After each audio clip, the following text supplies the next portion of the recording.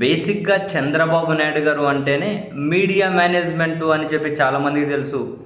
Media ద్వారానే చంద్రబాబు గారు ఈ స్థాయికొచ్చారు అని తనను అభిమానించే వాళ్ళు కూడా చెప్పక తప్పని పరిస్థితి.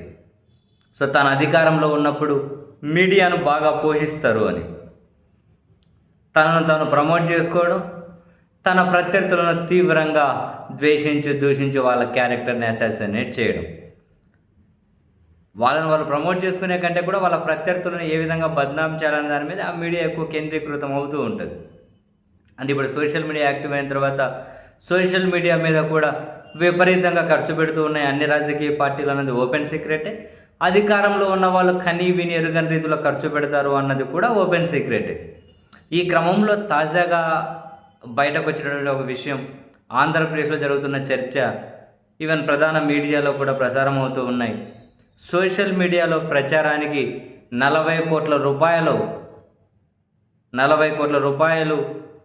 నిధులు చంద్రబాబు నాయుడు గారి సర్కారు విడుదల చేసింది అని, ఆ 40 కోట్ల రూపాయలను డిజిటల్ కార్పొరేషన్ ద్వారా వినియోగించుకోనున్నారు అని చెప్పి అధికార వర్గాలు పేర్కొన్నాయి అని ప్రధానంగా ఒక వార్త సర్క్యులేట్ అవుతూ ఉంది.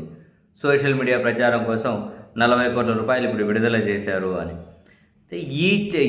ఈ అంశం జాతీయ మీడియాలో కూడా చర్చ జరుగుతుంది అని కొన్ని సోషల్ మీడియా పోస్టులు కనిపిస్తూ ఉన్నా జాతీయ స్థాయిలో కూడా ఆశ్చర్యపోతూ ఉన్నారు అని. ఇదేమీ అంత ఆశ్చర్యాన్ని కలిగించడం కూడా లేదు. ఇప్పుడు సోషల్ మీడియాలో అనంటే ఏమవుతుంది, వీళ్ళని బ్రహ్మాండంగా మీడియాల ద్వారా ప్రమోట్ చేసుకోవడం, రకరకాల పిఆర్ స్టంట్లు వేసి ప్రచారం చేయడం, వీటన్నిటికీ మించి వీళ్ళ రాజకీయ ప్రత్యర్థులను వాళ్ళకి సంబంధించిన వాళ్ళని దారుణంగా తిట్టడం, దూషించడం, ద్వేషించడం ఎక్కువ ఇదే జరుగుతుంది.